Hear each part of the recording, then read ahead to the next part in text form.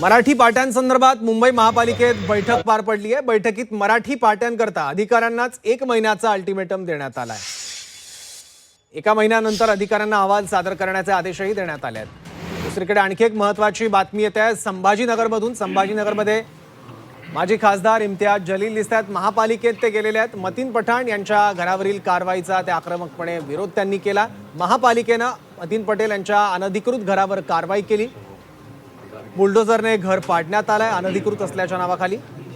निदा खानला या MIMच्या नगरसेवकाने आश्रय देखील दिलेला होता।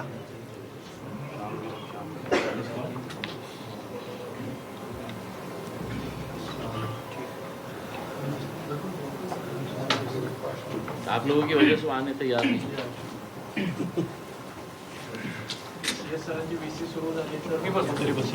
सुरू झाल्यावर बघा। हे मीडियाला विनंती आहे, व्हिज्युअल्स घेतल्यानंतर कृपया जावं।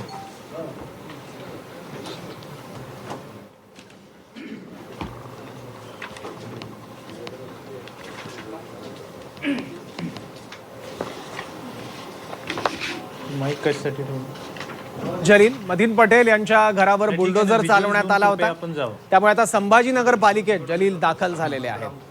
हा नंतर देतो का?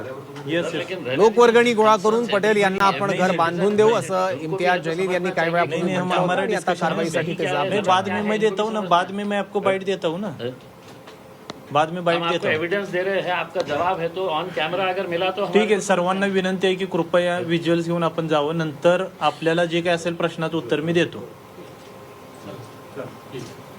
कॅमेरा समोरच या संदर्भात चर्चा व्हावी अशी भूमिका इम्तियाज जलील यांनी घेतलेली आहे। पण प्रशासन यासाठी तयार नसल्याचं दिसतंय। त्यांनी माध्यमांना बाहेर थांबण्याची विनंती केली आहे। आणखी माहिती घेऊयात नेमकं काय सुरू आहे या संदर्भात। आपले प्रतिनिधी विशाल करोळे आपल्या सोबत आहेत। विशाल, नेमकी काय चर्चा आता होणार आहे? आज सकाळी महापालिकेची तोडक कारवाई झाली आहे। ही तोडक कारवाई MIMचे नगरसेवक मतीन पटेल यांच्या घरावर झाली आहे। त्यांचं घर बेकायदा होतं असं महापालिकेचं म्हणणं आहे आणि त्यानुसार ही कारवाई झाली आहे। तर इम्तियाज जलील यांचं स्पष्ट म्हणणं आहे की फक्त याच एका नगरसेवकाचं नव्हतं, तर सत्ताधारी जवळपास 12 ते 15 नगरसेवकांची जी घरं आहे ती बेकायदेशीर आहे। आम्हाला टार्गेट करून आमच्यावर कारवाई का करण्यात येते असा सवाल त्यांनी केलेला आहे आणि त्यामुळं ही निषेधार्ह कारवाई आहे, ही अन्यायकारक कारवाई आहे। महापालिका आयुक्तांना जबाब विचारणार आणि यासाठी इम्तियाज जलील आता महापालिकेत आलेले आहे आणि तिथं अतिक्रमण विभागाचे प्रमुख, महापालिका आयुक्त ही सगळी मंडळी बसलेली आहे आणि आता या अन्यायकारक कारवाईचा जबाब महापालिकेला आयुक्तांना द्यावं लागेल असं MIMचं म्हणणं आहे आणि या संदर्भात ही एक विशेष बैठक या ठिकाणी बोलवण्यात आलेली आहे। जी विशाल, कोणाकोणाची घरं अनधिकृत आहेत त्याची काही यादी, त्याची काही कागदपत्र जलील यांनी सोबत आणली आहेत?